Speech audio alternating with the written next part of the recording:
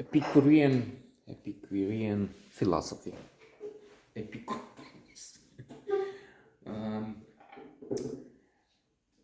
there are some mystifications we have from history. One that comes to mind is exposed in The Daughter of Time, Josephine Fay, one of the best mystery novels. The American Association of Mystery Writers has placed this on its list of best 100 mystery novels. Anyway, but I think it's there near the top, among the top 5, is it? And it looks at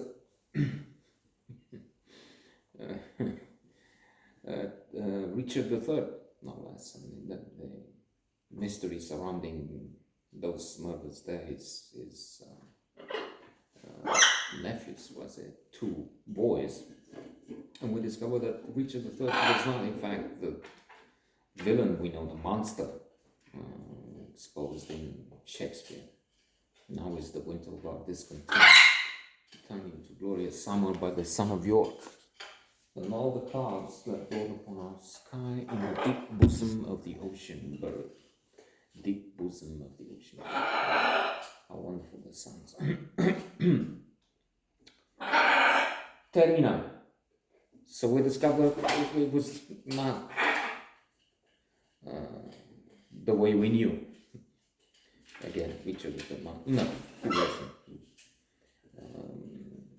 In fact, he was, I don't know if a nice fellow, but better than all right.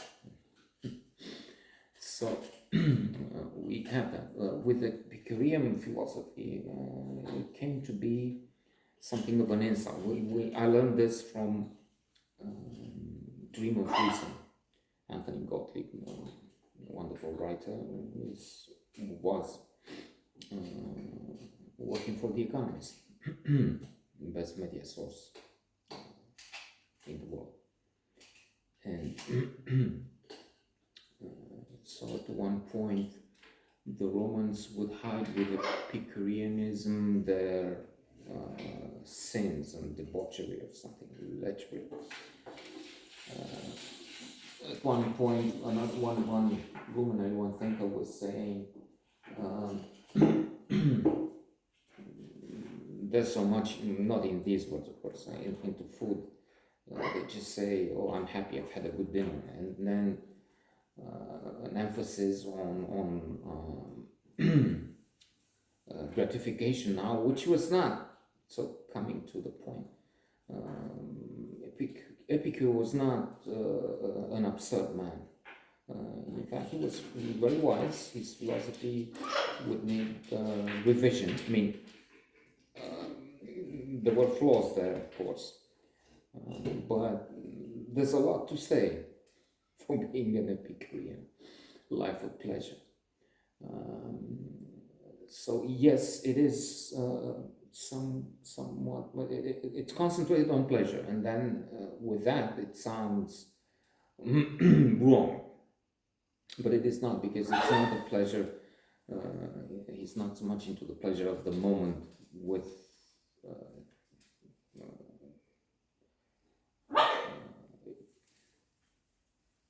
no regard to anything else. On the contrary, he pleads for a life of pleasure, but a pleasure which comes from a life of prudence, virtue, honor, and justice. Because the main point would be ataraxia, would be a life of calmness, a life. Pleasure is defined in opposition to pain.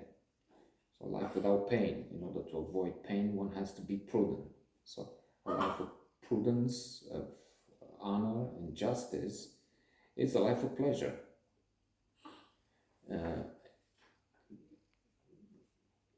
And vice versa.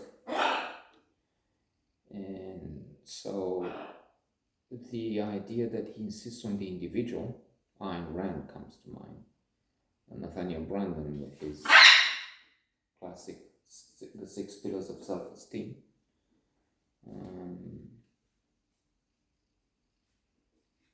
So his insistence on the individual doesn't affect the community, humanity at large, so to say. On the contrary, if individuals reach this life of pleasure by being prudent, virtuous, honorable, just, then all live in harmony. It would be a triumph. So, and in fact, there is another connection we are told about in the book. Jeremy Bentham of the utilitarian philosophy starts with his philosophy by speaking of pleasure and pain as being opposite, and you have to maximize pleasure. You have to, of course, also be concentrated on on what is good for most people. That has flaws. That's in another book I've read.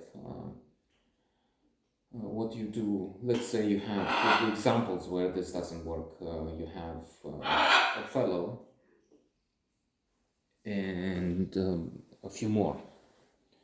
And if you do harm to the fellow, 3-4 villains are satisfied because you torture him to give the secret of money, of fortune. So that doesn't work. You have 3-4 more satisfied, but causing pain to an innocent human.